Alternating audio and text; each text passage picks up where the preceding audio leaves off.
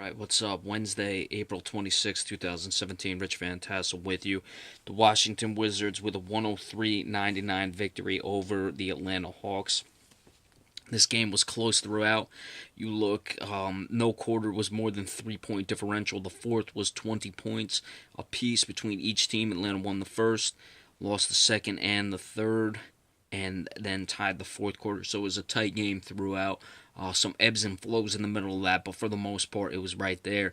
For the Hawks, Dennis Schroeder continues to impress. 10 of 18, 29 points, 11 assists, 2 steals. He was only +3 in this game. No real highs or lows in the plus-minus department in this one. Paul Millsap, 21 points, 8 of 19 shooting. Pretty good there. Dwight Howard back to earth. He's really been struggling offensively. 5 points, 10 rebounds, 2 of 3 shooting, 1 of 4 at the line. Really nothing much off the bench. 5 guys scored off the bench, but the highest scorer was Kent Bazemore with 6. For the Washington Wizards, Bradley Beal, 27 points, 11 of 22 shooting. John Wall, 9 of 20 shooting, so you had 20 of 42 between the two of them. Pretty good there. However, Beal was 1 of 9 from 3.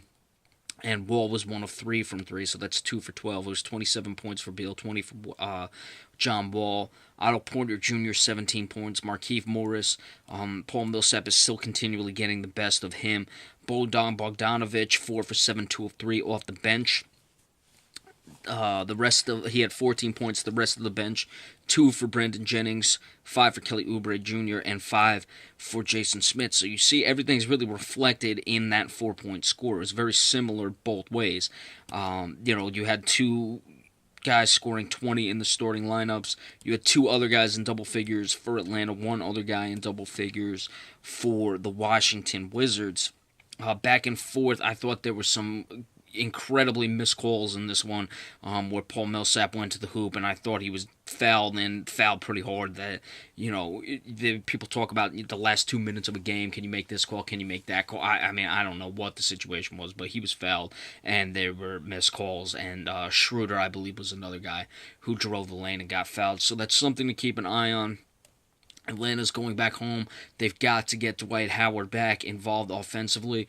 But certainly this series, like I said, very well could have been a 7-game series for Washington. I want to see what they have. Washington before last year, like we said, they had been to the playoffs the 2 previous seasons and advanced both times.